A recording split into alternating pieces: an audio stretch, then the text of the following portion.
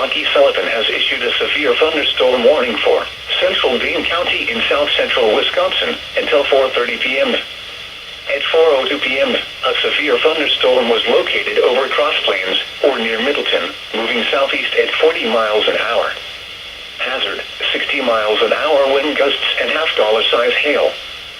Source, radar indicated. Impact, hail damage to vehicles is expected. Expect wind damage to roofs, siding, and trees.